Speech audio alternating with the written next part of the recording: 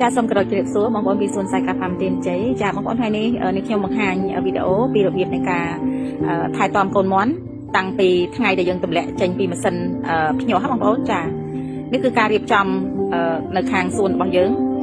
គឺបានរៀបចំជាប្រអប់អញ្ចឹងបងប្អូនណាចាបងប្អូនចង់ធ្វើរបៀបលក្ខណៈយ៉ាងម៉េចក៏បានដែរប៉ុន្តែសម្រាប់ខាងនេះខ្ញុំនេះគឺធ្វើជាទូប្រអប់អញ្ចឹងបងប្អូនចាហើយបន្ទាប់មកគឺយើងក្រាលបាតរបស់វាចាក្រាលបាតវាហើយខាងខ្ញុំអត់បានដាក់កាមទេបងប្អូនចាគឺដាក់ច្បើងចាដាក់ច្បើងឲ្យវាទុនស្រួលដើរស្រួលដេកបន្តិចណាចាហ្នឹងហើយដោយតែបងប្អូនបានឃើញហ្នឹងណាដល់ពេលហើយគឺយើងបើកកដៅបើកអីអញ្ចឹងមកចាប៉ុន្តែសម្រាប់កន្លែងនេះខ្ញុំនេះគឺធ្វើកម្ដៅអូតូបងប្អូនដោយសារយើងងាយស្រួលក្នុងការគ្រប់គ្រងកដៅណាពួកកដៅអូតូនេះគឺពូម៉ៅគាត់ដាក់ចន្លោះពីវគ្គដំបូងដែលយើងតម្លាក់ហ្នឹងគឺ34ចា34ហើយបើសិនជាវាកដៅខ្លាំងក៏វាលោតផ្ដាច់ឲ្យចុះថយមកវិញចាបើយើងប្រើអូតូនេះល្អចាអញ្ចឹងនៅក្នុងកំឡុងពេលដែលយើងបានទម្លាក់វារួចរាល់ហើយនេះបងប្អូនក៏ចាប់ផ្ដើមដាក់ទឹកថ្នាំចាគឺយើងត្រូវប្រើទឹកថ្នាំណា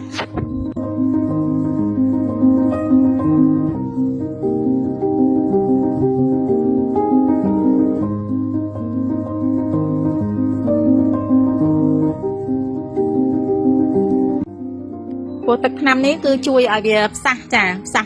តងផ្សិតចាដើម្បីឲ្យពវៀនវាបានល្អចាឲ្យវាផ្សំជាមួយនឹងបរិយាកាសនៅខាងក្រៅចាបងប្អូនជាទូទៅភាគច្រើនគឺគាត់ពិបាកខ្លាំងក្នុងការថែទាំកូនមាន់វគ្គដំបូងនឹងឯងចាមិនថានាងខ្ញុំមិនថាបងឬក៏បងប្អូនដែលគាត់ធ្វើការចិញ្ចឹមថ្មីហ្នឹងគឺមិនខុសគ្នាហ្មងទេបងប្អូនប៉ុន្តែគ្រប់យ៉ាងក៏សិតតែជាមេរៀនជាបទពិសោធន៍ដូចគ្នាចា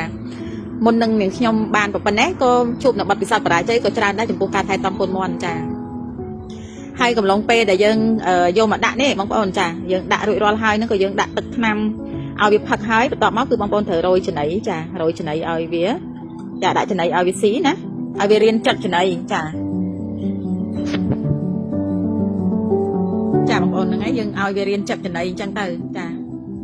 ឃើញទេយើងដាក់ចំណីឲ្យវាឲ្យវារៀនចិត្តរៀនស៊ីអញ្ចឹងមក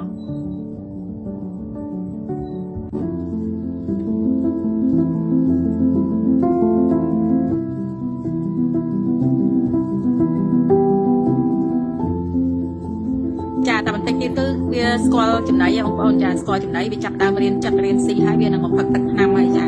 អញ្ចឹងចាំរំលងបានប្រហែលជា5ថ្ងៃអីទៅចា5ថ្ងៃយើងអាចធ្វើវ៉ាក់សាំងលើកទី1បានទេបងប្អូនចាបន្ទាប់ពីវ៉ាក់សាំងលើកទី1រួចយើងទុករយៈពេលវាឲ្យបានមួយសប្តាហ៍យើងនឹងធ្វើមួយសប្តាហ៍ឬក៏10ថ្ងៃអីបងប្អូនអាចធ្វើវ៉ាក់សាំងលើកទី2បានចាតែប៉ុន្តែអត់មានអីដែលពិបាកអីខ្លាំងទេបងប្អូន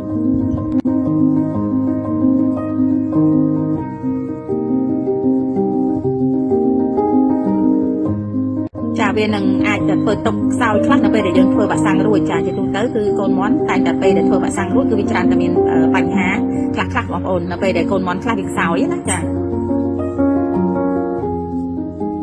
បន្ទាប់ពីវ៉ាក់សាំងរួចគឺយើងត្រូវតែប្រើថ្នាំបង្ការដែរបងប្អូនចាប្រើថ្នាំនៅពេលដែលយើងដាក់វ៉ាក់សាំងរួចចាសម្រាប់នាងខ្ញុំគឺមានបញ្ហាខ្លាំងគឺនៅពេលដែលដាច់ភ្លើងនឹងមកបងប្អូនចាពេលដាច់ភ្លើងគឺកូនមាន់វាខ្លាចល្ងឹតណាបងប្អូនចាព្រោះកូនមាន់ជាទូទៅកាលណាកដៅល្អគ្រប់គ្រាន់ណាបងប្អូនអត់ងាយឈឺទេចាហើយកូនមាន់គឺឃ្លាវខ្លាតែម្ដងអញ្ចឹងកាលណាកដៅអត់គ្រប់គ្រាន់ទេវាខ្សោយចាកូនមាន់នឹងខ្សោយតែម្ដងចាបងប្អូនទាំងអស់គ្នាវីដេអូសម្រាប់ថ្ងៃនេះមានតែប៉ុណ្្នឹងទេបងប្អូនចាហើយគាត់ថាលើកទឹកចិត្តបងប្អូនទាំងអស់គ្នាដែលធ្វើការចិញ្ចឹមកូនមាន់តូចៗហ្នឹងសិតតែការសាក់លបងទាំងអស់បងប្អូនចាប៉ុន្តែយើងបរាជ័យហើយក៏យើងធ្វើវាមួយសារទៀតទៅដដែលទៅវានឹងជោគជ័យមកវិញទេបងប្អូនណាចាកុំបោះបង់អញ្ចឹងអ្វីក៏សិតតែជាការហាត់រៀនទាំងអស់ចាមុននឹងយើងទទួលបានជោគជ័យក៏យើងធ្វើការហាត់រៀនហើយអនុវត្តវាជាប្រចាំផ្ទាល់តែម្ដងណាបងប្អូនចាអនុវត្តផ្ទាល់ហើយយើងនឹងថាជួបប្រទេសអីគឺយើងដោះស្រាយនឹងទៅចាជួបបញ្ហាអីយើងដោះស្រាយនឹងអរគុណច្រើនវីដេអូមានតែប៉ុណ្្នឹងទេបងប្អូនណាអរគុណសូមគោរពលា